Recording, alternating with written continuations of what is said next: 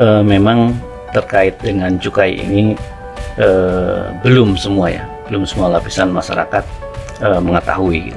Taunya cukai itu yang dikenakan di rokok gitu.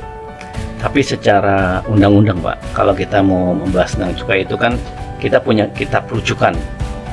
Kita sebagai pemerintah kan ada programnya, misalkan harga tembakau itu terlalu rendah, kan kita ada subsidi dana bagi hasil cukai hasil tembakau, dan nanti dari DBHJHT ini dapat digunakan oleh pemerintah daerah sesuai alokasi yang telah ditetapkan, yaitu untuk kesejahteraan masyarakat, untuk di sektor kesehatan, dan juga untuk penegakan hukum.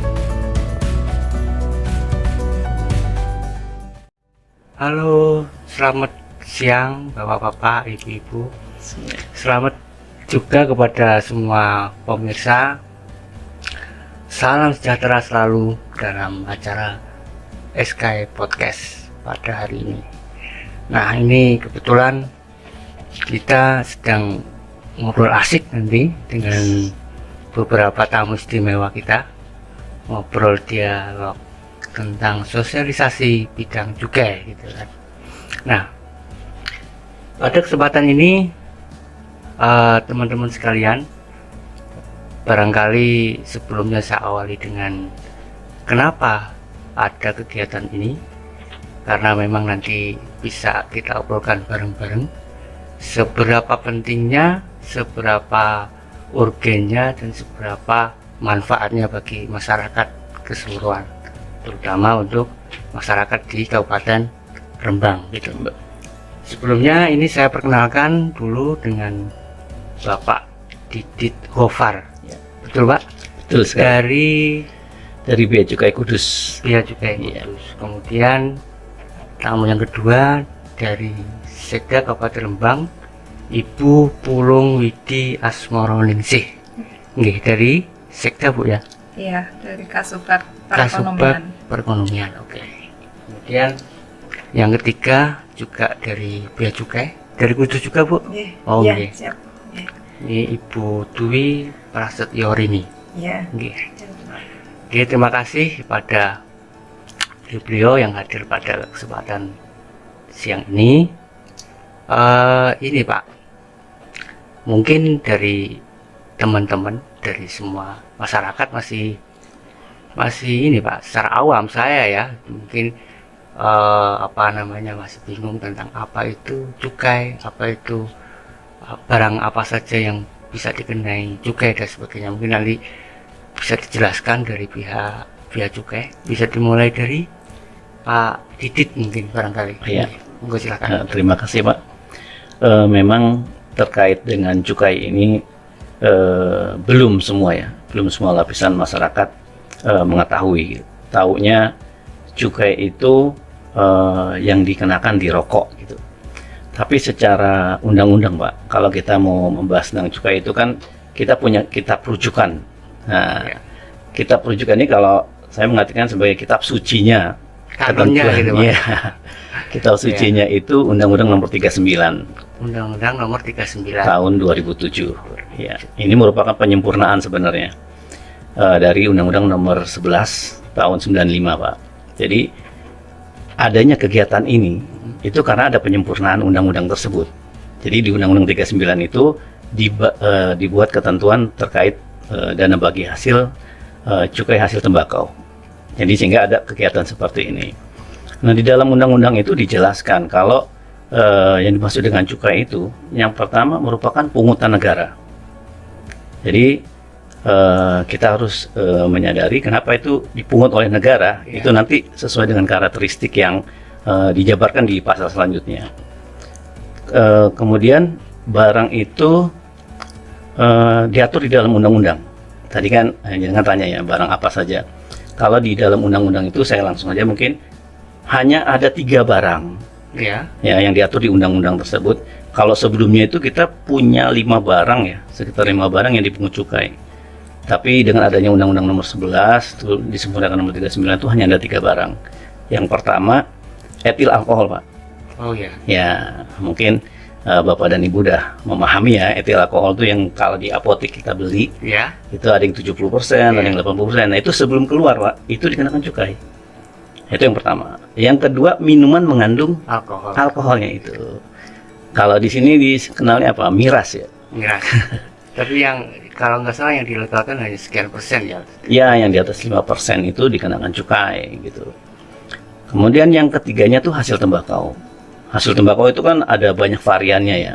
Bisa dia sigaret kretek tangan, sigaret kretek mesin, ataupun rokok yang langsung digulung, digulung apa daun tembakaunya, cerutu. Nah, jadi variannya banyak. Itu hasil tembakau. Ada juga yang terkekinian itu rokok, maksudnya tembakau yang di apa istilahnya ya Bu, di ekstrak. Oh, diekstrak itu yang Diekstrak yang vape itu ya. menjadi vape, itu dimasukkan ke dalam vape. Nah, itu juga merupakan objek cukai. Jadi hanya ada 3 tadi. Saya ulang mungkin: etil alkohol, minuman mengandung etil alkohol, dan juga hasil tembakau. Tembakau gitu. Oh, ya. Iya. Pada intinya apa yang kita kenal produk itu barangkali di masyarakat masih menjadi apa namanya, semacam kayak satu sisi itu dibutuhkan oleh konsumen, tapi satu sisi mengandung sesuatu yang barangkali tidak kurang baik atau kurang positif, sehingga mungkin barangkali harus ada pembatasan atau harus dipungut dengan cukai. Kira-kira seperti itu, Pak, atau mungkin salah pendapat saya. Jadi setelah tadi definisi terkait Ya. cukai itu, Pak, terus mungkin masyarakat bertanya, terus kriterianya apa nih? Oh, iya. Ya kan? Barang kena cukai. Kenapa sih rokok dikenakan cukai? Kenapa alkohol dikenakan cukai? Jadi yang pertama tuh memang peredarannya harus diawasi. Oh gitu ya. Ya kan? Kita Negara tidak hadir untuk mengontrol itu ya. negara hadir, betul Pak. Kemudian peredaran juga harus dibatasi. Nggak bisa kita melegalkan Los, gitu ya. langsung los minuman keras gitu kan, dikonsumsi anak SD, kan harus dibatasi. Ada pembatasan usia. Ya kan, kita tahu juga di rokok ada di bungkusnya itu ya tertulis anak di bawah usia 18 tahun tidak boleh. Ya kan? Nah, itu juga Ada peringatannya juga. peringatannya di sana. Jadi negara berusaha mengamankan rakyatnya seperti itu. Kemudian juga ternyata pemakaiannya menimbulkan dampak negatif. Iya, Ini yang kata kuncinya sebenarnya. gitu ya. Kenapa barang itu dikenakan cukai? Karena ketika digunakan terus-menerus, dia memiliki dampak negatif, baik kepada masyarakat maupun kepada lingkungan. Oke, ya. Terus yang terakhir itu Pak, yang paling penting untuk mengatasi dampak negatif itu, pemerintah perlu mempersiapkan dana ketika dampak negatifnya timbul. Oh begitu. Iya, jadi ini Oke. manajemen resikonya gitu. Oh, iya. Karena perlu sehingga dilakukan pungutan cukai atas penggunaan barang tersebut. Tadi untuk demi asas keadilan tersebut. Ada sekalian gitu ya. Iya. Berarti ini ya, dengan pungutan cukai itu kemudian ada value tertentu yang kemudian apa namanya bisa dipakai dalam program yang lain yang berkenaan dengan antisipasi negatif dari dampak tersebut. Iya, gitu. Kira-kira betul. seperti itu ya, Pak. Seperti itu. Tapi ngomong-ngomong Pak, ini Ibu juga saya dengar kan, saya awam ya, barangkali nanti di obrolan ini kita bisa saling sharing, saling memberikan informasi gitu. Penerimaan negara di bidang cukai juga lumayan tinggi Pak. Kira-kira setahu saya juga sampai 140 T gitu kan, Iya. setiap per tahun, dan itu kan merupakan angka yang cukup signifikan dalam Betul. konteks penerimaan negara.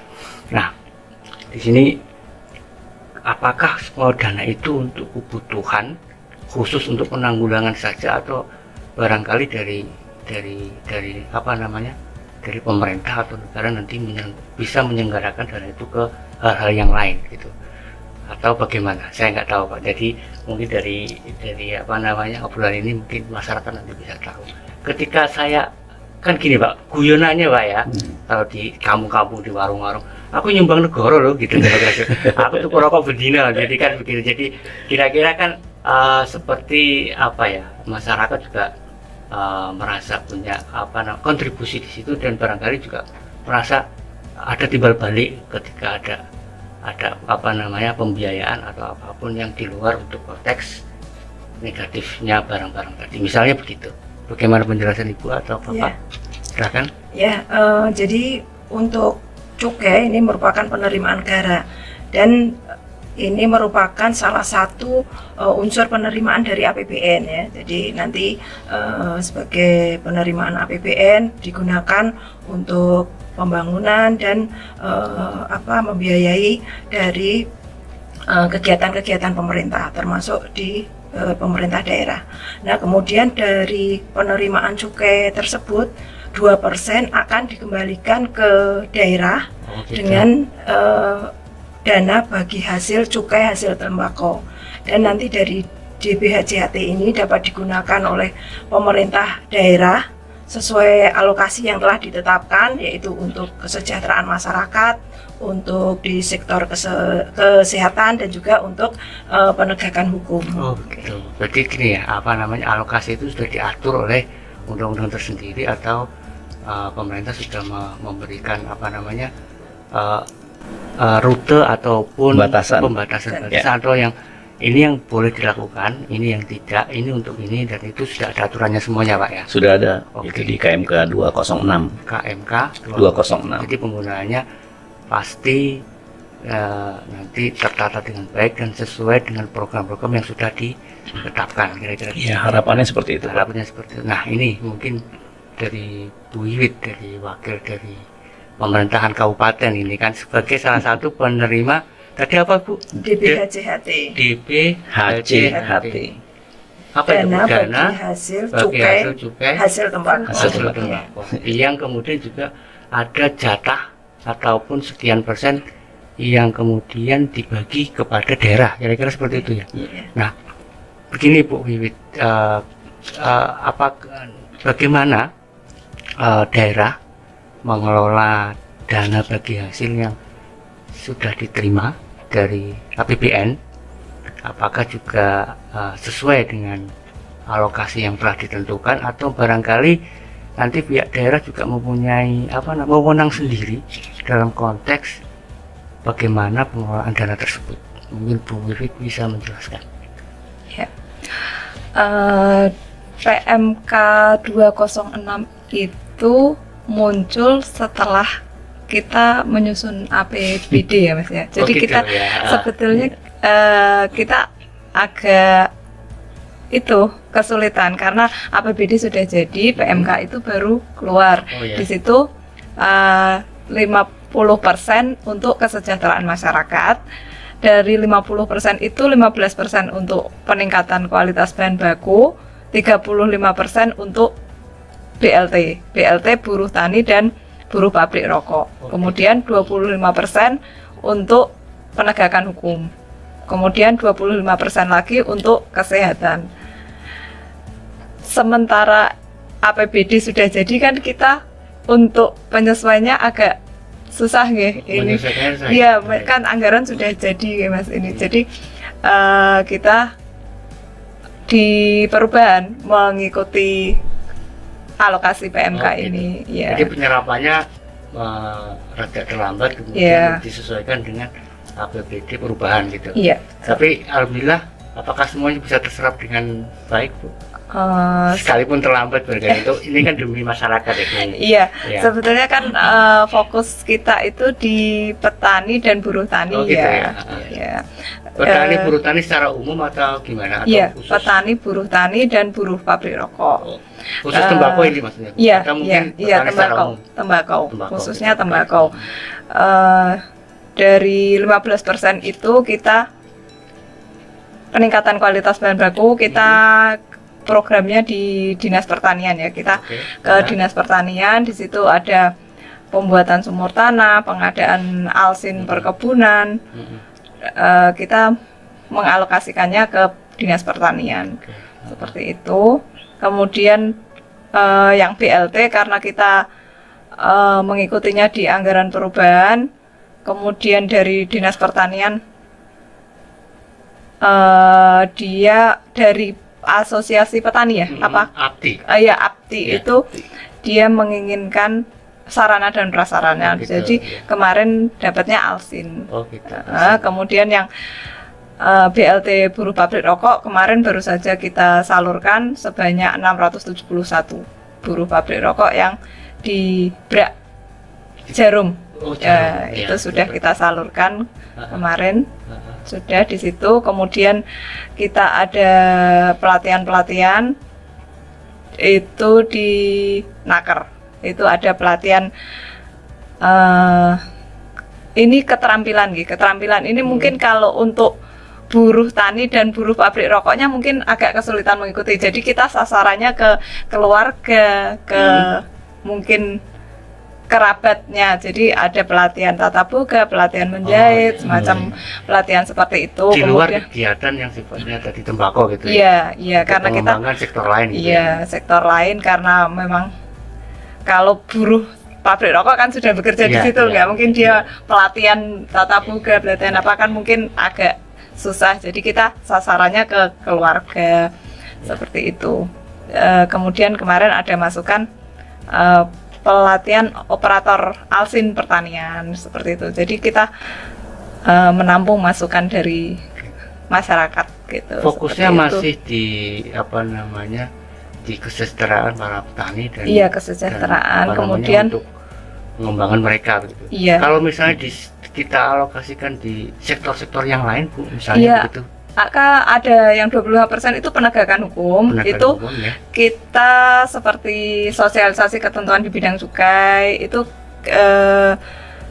melibatkan Bea Cukai Kudus. Mm-mm, Kemudian OPD pengampunya ada dari perekonomian, mm-mm. bagian hukum, Satpol, dan Prokopimda. Oh gitu. Ya, dari OPD terkait itu untuk penegakan hukum. Kegiatannya mungkin kalau bagian hukum dan perekonomian itu sosialisasi ketentuan di bidang cukai. Kalau untuk Prokopimda dan Kominfo itu ke masyarakat gitu, kayak informasi ke masyarakat seperti iklan masyarakat, baliho, spanduk dan lain-lainnya seperti itu. Kalau untuk operasi pasar, pengumpulan informasi barang kena cukai gitu. Ya itu kemarin kita juga sudah melaksanakan dari bagian hukum bekerja sama dengan Bea Cukai Kudus, bekerja sama dengan Satpol, kemudian kejaksaan, pengadilan melakukan operasi pasar di beberapa titik untuk. Ini ngomong-ngomong, kalau di Rembang peredaran rokok ilegal masih gimana Bu? Dari minim atau- hasil kemarin operasi pasar itu sedikit Mas. Sedikit. Memang Rembang itu sedikit kalau untuk Gitu. itu. Masyarakatnya lumayan, Iya, lumayan tertib masyarakatnya atau lumayan tertib. atau memang perokoknya jarang gitu ya? Kalau perokoknya mungkin ya, Oke. enggak itu. Cuma memang kemarin hasil operasi pasar itu tidak ditemukan banyak bukti gitu. Semacam itu. Iya. Mungkin dari pihak Bea Cukai ini Pak, program-program strategis dari yang berpacu pada apa tadi PMK ya, PMK, tadi, yang kemudian diturunkan ke daerah itu, menurut panjenengan apakah itu memang sudah sesuai dengan rule-nya atau barangkali ada biasanya dari daerah juga menerjemahkannya lain, jadi sehingga nanti bisa sinergitasnya itu bisa lancar atau bahkan bisa berbeda. Nah itu bagaimana dari Bea Cukai itu nanti bisa mensinkronkan seluruh program-program strategis dari kegiatan Bea Cukai itu sendiri. Ya kalau khususnya Rembang ya, Ya. dari kegiatan yang dilakukan memang sudah sesuai dengan PMK 206 itu. Memang Bea Cukai dalam hal penggunaan DBHCT ini adalah sebagai penilai sebenarnya.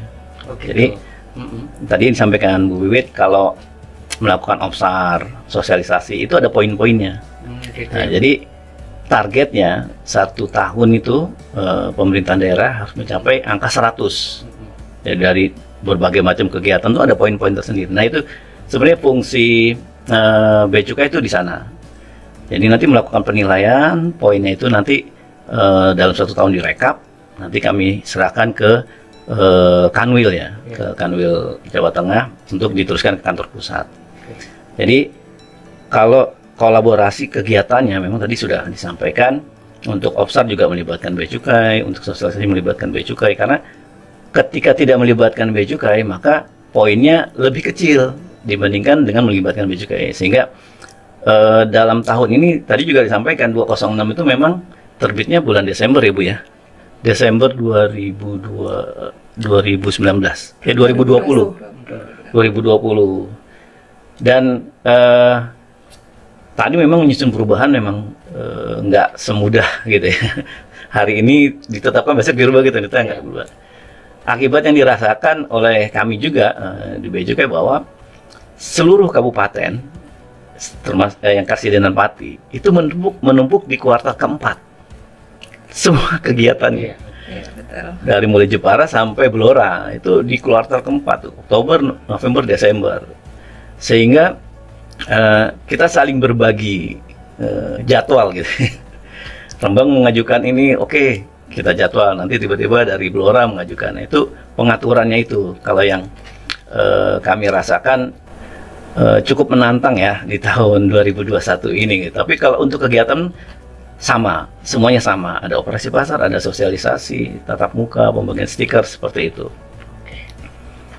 Nah, ini ngomong-ngomong Ibu, mungkin yang dari para ibu-ibu yang berbeda dengan saya dengan Didit yang laki-laki, tentang perspektif negatif rokok ini bagaimana begitu Ibu?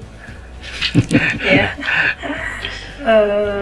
Terutama untuk generasi muda, generasi bangsa kita, anak-anak gitu kan, yang jangan sampai kalau misalnya bapaknya sudah kadung rokok misalnya begitu, ya bagaimana anak-anak itu tidak bisa merokok. Biasanya ibu-ibu kan yang paling ya apa ya, menjaga keluarganya, lingkungannya untuk hal-hal yang kurang positif misalnya begitu. Mungkin kalau dari kami Bea Cukai menjelaskannya ini ya, tadi disampaikan Pak Didit dari fungsi cukai, barang dikenakan cukai itu termasuk barang yang konsumsinya dibatasi ya atau dikendalikan. Jadi pemerintah mengenakan cukai ini memang ada dampak negatif pemakaian misalnya rokok ini ya bagi kesehatan. Kemudian pemerintah mengendalikan konsumsinya dengan pengenaan cukai ini. Nah, termasuk di tahun 2022 ini tarif cukai dinaikkan ya, ada kenaikan tarif cukai dengan latar belakang diantaranya terdapat kenaikan prevalensi rokok untuk anak-anak dan remaja. Jadi mungkin pemerintah mengendalikannya dari sisi cukai seperti itu. Oke, ini ada informasi yang kurang baik barangkali untuk para konsumen rokok ini. Biasanya tahun 2022 cukai naik ya. Cukai naik.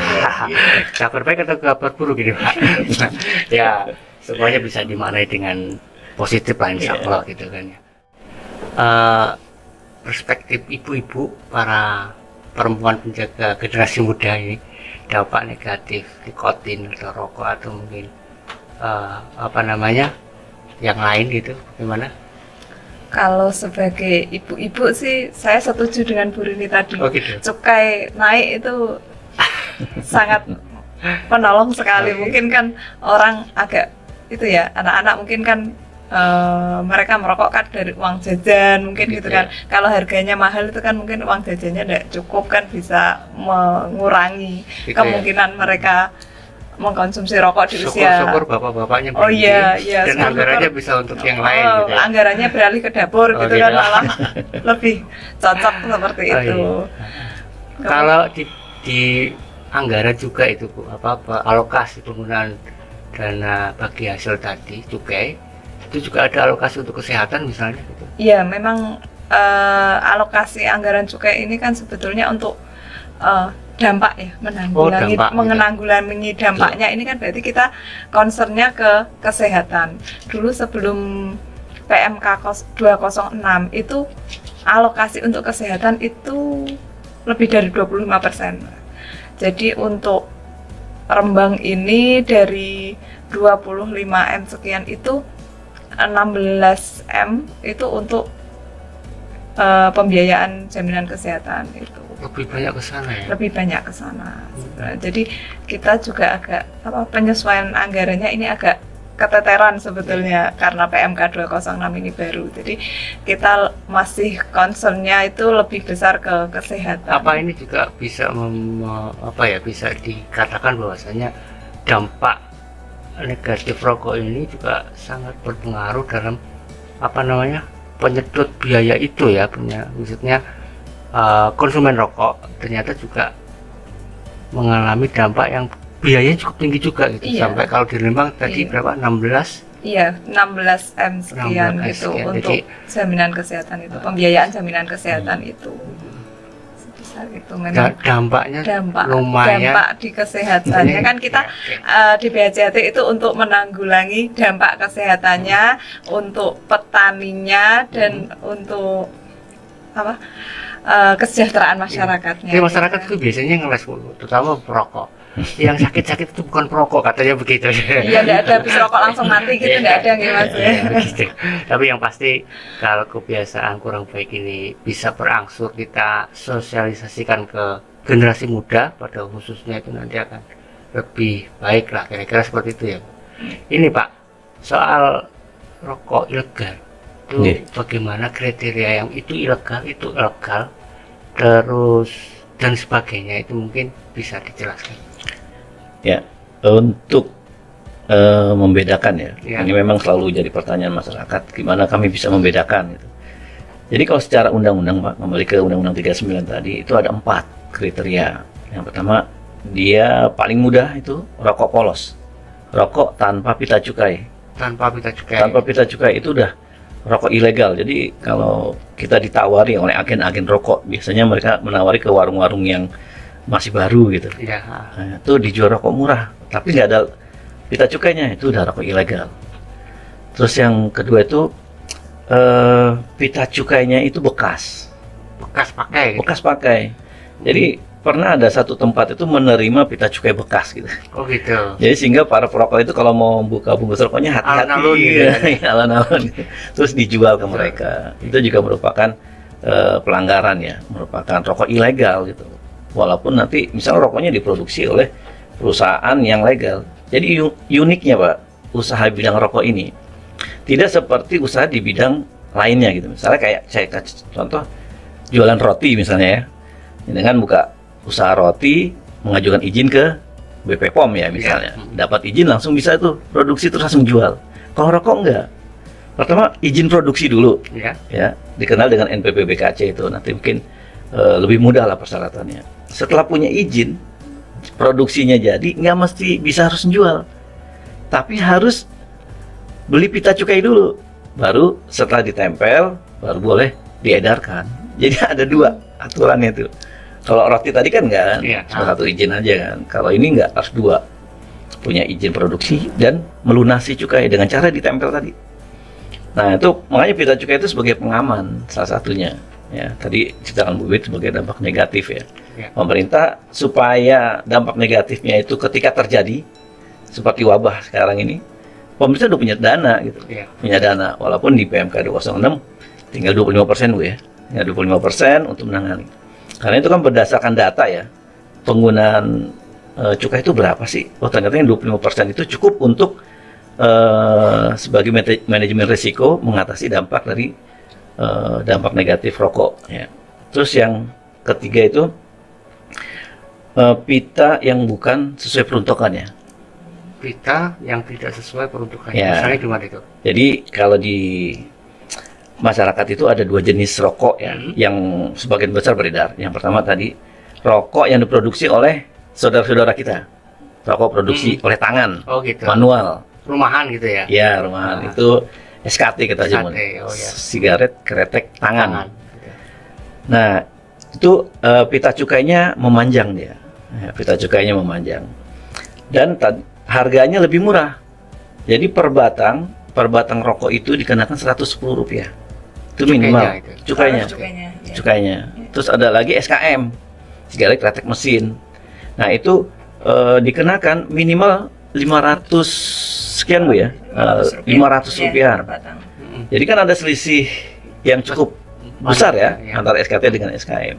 Nah bukan peruntukannya itu gini Pak, ada satu perusahaan dia memproduksi 2, SKT dan SKM. Tapi rokok yang SKM ditempel di pita SKT. Oh gitu, iya. Nah, dia mesennya ke Bea Cukai SKT dong. Saya Iya. pesen 10.000 lembar. Tapi dia produksinya SKM. Oh gitu. Ditempel. Peruntukannya beda gitu. Beda peruntukannya. Dan itu juga kalau di masyarakat melihat. Jadi SKT itu tercetak, Pak. Di pita cukainya SKT. SKTO gitu ya. Nah, dibungkusnya tercetak SKM kan jadi nggak matching tuh. Mm-mm. Nah, itu disebut tidak sesuai dengan peruntukannya. Kalau biasanya SKT itu cukainya kotak kecil gitu Pak ya. Kenapa di SKM, samping? Pak. Oh, SKM ya. SKM yang kecil, Oh, ya. gitu ya. Kalau yang SKT dia memanjang. Memanjang. Karena memang bungkus-bungkus rokok yang kretek tangan, kalau di masyarakat sebutnya rokok kretek. Oh kretek gitu ya. Kalau SKM disebutnya rokok filter. Nah, jadi kalau rokok kretek tangan itu bungkusnya itu bukan berbentuk kotak ya, bukan berbentuk lipetan, tapi dia gulungan gitu. Gulungan gitu. Ya kan? Ya mungkin sudah paham lah ya, rokok-rokok di luar ya, rokok kretek pasti nggak ada sudutnya. Iya. Jadi sehingga ditempelnya memanjang seperti itu. Nah, itu tadi berdasarkan undang-undang ya. Terus kalau yang fakta di lapangan, nah ini fakta di lapangan yang paling mudah Pak. Kalau nggak ada pita cukainya, udah jelas Ya. rokok ilegal. Tapi fakta di lapangan ternyata ada juga rokok ilegal tuh ada pita cukainya. Mm-mm. Nah, membedakannya gimana mengetahuinya? Mereka tidak mencantumkan kota. Jadi di bawah bungkus rokok itu ada kota produksi tuh, Mm-mm. ya kan? Misalnya rokok yang diproduksi perusahaan di Kudus pasti mencantumkan kotanya Makanya Kudus. gitu, ya. Nah, dari hasil penindakan yang kami lakukan itu ternyata rokok-rokok ilegal itu tidak mencantumkan kota, tidak ada kotanya. Jadi walaupun ada pita cukainya, Mm-mm. masyarakat tinggal ngeliat aja ada kotanya nggak. Kalau nggak ada itu rokok ilegal, ya kan? Ini secara kasat mata tuh mudah sebenarnya Oh membedakan. gitu ya. Terus yang kedua harganya, kalau biasanya Pak rokok ilegal itu harganya di bawah 10.000. Sementara dengan tarif 500 aja, Mm-mm. satu bungkusnya isi 20 misalnya, itu udah 10.000 sendiri, ya kan? Iya.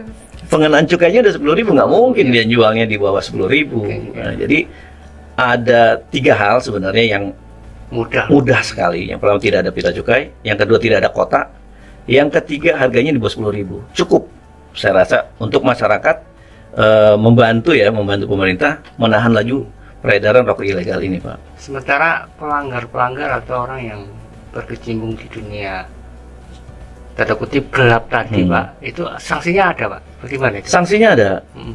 Jadi setiap kriteria rokok ilegal itu ya, Bu Rini ya, itu ada masing-masing. Rokok polos itu 1 tahun masuk penjara Pidana ya? dan semuanya minimal 1 tahun, Pak. Oh gitu. Jadi disebutnya lex spesialis ya. Kalau undang-undang cukai itu, ketika dia sudah masuk ranah pengadilan, Mm-mm. hakim itu tidak boleh menetapkan di bawah 1 tahun, nggak boleh. Minimal 1 tahun, Pak. Itu produsennya juga yang menjual atau suppliernya juga kena atau Yang jelas yang sudah jadi tersangka. yang jadi tersangka? Iya. Oke, gitu ya. Yang sudah jadi tersangka masuk pengadilan Oke. minimal 1 tahun. Oh, gitu. Jadi untuk menghindari itu udah kita bersama-sama lah ya. Ada sanksi pelanggar dalam konteks cukai legal tersebut. Iya, betul. Oke. Dan juga kena denda. Dendanya 2 sampai 10 kali nilai cukai yang dihitung. Iya. Makanya sangat-sangat apa ya istilahnya Jawanya tuh nelongso ya. Nelongso kalau udah masuk ke pengadilan. Makanya kegiatan ini salah satu tujuannya kan melindungi masyarakat sebenarnya daripada jeratan ya. Kalau saya bilang jeratan mafia rokok ilegal itu. Oke. Kita mungkin sudah hampir di penghujung acara ini. Kalau mungkin dari pihak pemerintah daerah Kabupaten Rembang, karena Kabupaten Rembang ini kalau di dunia tembakau di basicnya di agribisnis ya Bu ya, di pertaniannya ya, atau perkebunannya, bukan di produksi sektor hilirnya atau pabriknya, tapi di pertanian. Bagaimana dari pemerintah Kabupaten Rembang mengembangkan sektor ini? Kalau nggak salah juga lumayan banyak di Rembang itu, kira-kira per tahunnya itu 9 ton yang dihasilkan dari petani tembakau di Kabupaten Rembang. Ini kan juga merupakan nilai ekonomi yang lumayan, Betul. yang lumayan bagi masyarakat luas. Dan saya melihatnya juga perkebunan atau pertanian tembakau itu menyebar di hampir seluruh kecamatan di Kabupaten Rembang, kecuali kecamatan kalau nggak salah 2 kecamatan pesisir yang barangkali tanahnya tidak mendukung.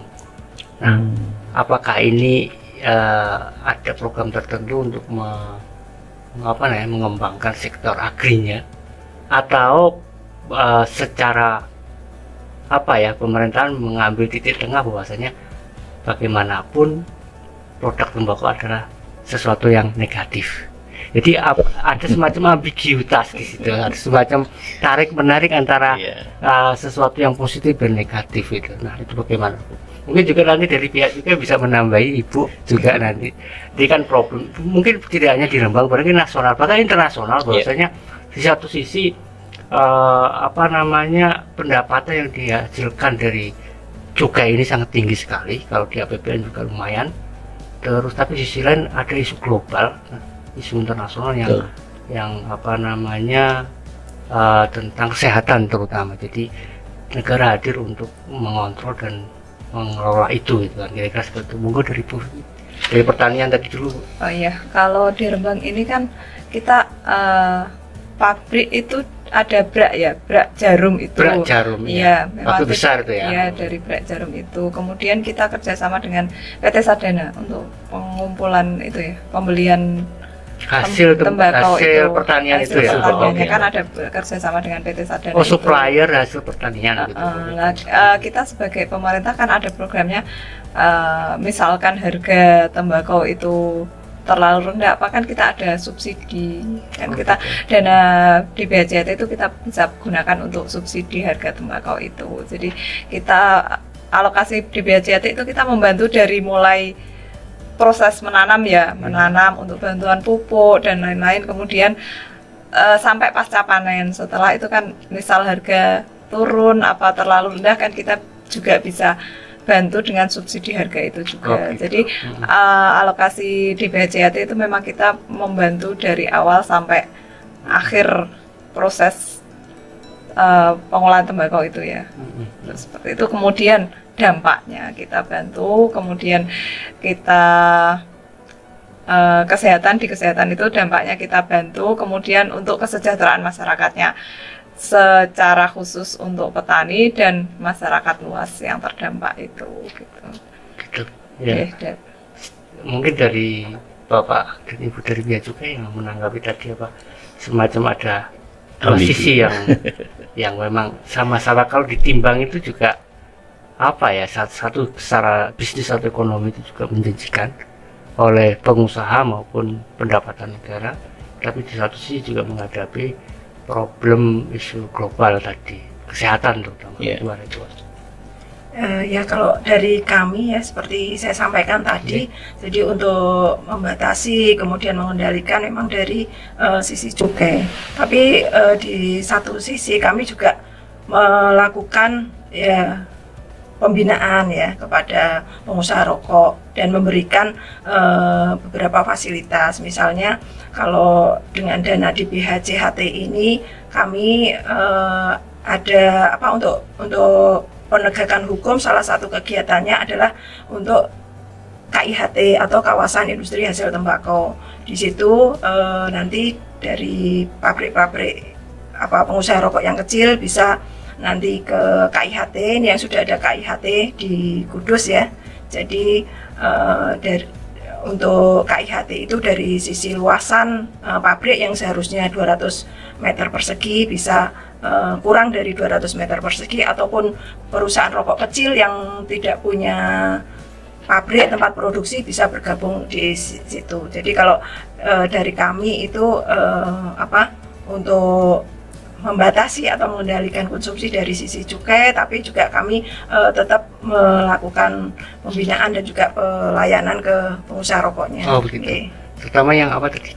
KIHT. KIHT ya. Itu barangkali itu untuk masyarakat produksi kecil, Pak. Iya. Oh, berarti ini termasuk mungkin tadi Bapak bisa menjelaskan salah satu cara pemerintah untuk menanggulangi orang-orang nakal tadi yang bikin rokok ilegal gitu, terfasilitasi di situ. Kira-kira seperti itu atau gimana, Pak? Jadi sebelumnya saya mungkin cerita sedikit ya sejarah.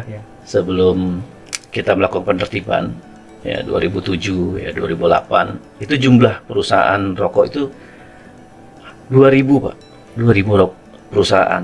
Itu banyaknya di Jepara, Kudus ya, itu banyak. Setelah kita lakukan penertiban, turun Pak, menjadi tinggal 130-an. Nah, tadi ya kaitannya kalau dengan dampak negatif tadi ya, apakah Bea Cukai senang Iya, oke. dengan penerimaan yang ada gitu, ataupun merasa prihatin gitu, Iya, iya. sesuai dengan teman-teman dari kesehatan gitu. Sebenarnya Pak, cukai itu kalau saya secara pribadi memandangnya win-win solutionnya itu, Oh gitu ya. karena pemerintah nggak bisa melarang warganya untuk merokok, ya kan? Walaupun dilarang tetap aja gitu. Ya kan akan merajalela, jadi tetap dikenakan cukai. Jadi kami di sini fungsinya sebagai tadi pemungut cukai itu. Jadi fungsinya adalah ya satu, penerimaan itu hadiah aja sebenarnya. Jadi kalau dibilang bukan target sebenarnya, penerimaan itu bukan target, tetapi targetnya adalah tadi mengurangi prevalensi merokok pada anak-anak usia dini ya, anak-anak remaja. Nah, kehadiran Bea Cukai untuk memonitor tadi itu, apakah perusahaan-perusahaan ini dia tetap on the track ya, Oke, ya. tetap dia nempel pita cukainya, dia melunasi gitu, atau mereka tidak. Ketika mereka tidak, kita lakukan tadi penindakan. Jadi fungsinya Bea Cukai tadi jelas. Kita memonitor terus perusahaan, bahkan ketika ada perusahaan yang tidak melakukan pemesanan pita cukai Pak, mesinnya kita segel. Begitu. Kita segel. Supaya apa? Dia tidak menerima order dari perokok-perokok ilegal. Bukan perokok ya, mungkin produsen rokok ilegal. Atau supplier gitu ya. Ya, istilahnya apa Bu ini, jahit ke. Oh, jahit ke. Oh iya. Jadi dia buat tembakau, dia pakai mesinnya terus keluar. Jadi rokok itu Pak nggak boleh keluar dari para pabrik sebelum dilunasi pita cukainya. Maka disebut ilegalnya seperti itu. Jadi peran Bea Cukai ya, terutama kami di Kudus ini seperti itu melakukannya, monitoring terus-terusan, melihat kapan terakhir mereka pesan pita cukai.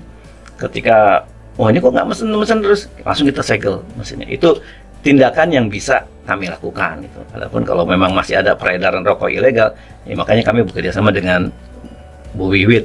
Pada dasarnya pemerintah di sini hadir untuk apa namanya, memberikan apa ya, posisi di tengah dalam konteks barangkali ada kontrol di situ, ada pengaturan di situ, Iya. agar semuanya berjalan imbang. Kira-kira seperti itu Pak. Betul, jalan imbang. Karena tadi nggak bisa dilarang Pak. Iya. Orang merokok nggak bisa dilarang. Jadi oke, kamu merokok, tapi ditarik cukai. Setiap batang yang dibakar untuk rokok SKM itu ditarik cukainya Rp500, dibakar lagi Rp500, dibakar lagi terus Pak, seperti itu. Tinggal mengalihkan ya Pak, sehari habis berapa banyak, Ya. berarti menyumbang cukai ke negara berapa gitu. Tapi kalau nggak menyumbang juga ke negara sekian, tapi kan menyumbang ke dapur ibu-ibu. Nah, Mengalirnya seperti itu. Oke, kita sudah di penghujung acara. Sebelumnya saya ucapkan terima kasih kepada bapak-bapak, Ya. kepada bapak dan ibu-ibu ini dari dinas dari pemerintah Kabupaten Rembang, bagian perekonomian Seda, juga dari Bea Cukai Kudus. Oke. Saya mengucapkan terima kasih. Tapi sebelum Sama-sama. saya tutup, mungkin ada closing statement dari para narasumber singkat padat untuk menutup acara ini. Monggo bisa dimulai dari Ibu dulu. Ibu. Oke. Baik, jadi kami menghimbau kepada masyarakat ini tadi yang sudah disampaikan Pak Didit ya terkait rokok ilegal. Jadi untuk menghindari rokok ilegal, tidak memproduksi, tidak memasarkan, tidak menjual seperti itu, yaitu rokok tadi sudah sampaikan Pak Didit ya, rokok yang tanpa pita cukai, kemudian rokok dengan pita cukai palsu, kemudian rokok dengan pita cukai bekas, dan juga rokok dengan pita cukai bukan peruntukannya. Gitu. Jadi masyarakat harapannya ini mewaspadai ya, atau terlebih dahulu mengetahui rokok-rokok ilegal itu seperti itu, jadi nanti bisa menghindari rokok ilegal. Masyarakat juga ikut berpartisipasi dalam konteks penyadaran tentang rokok ilegal.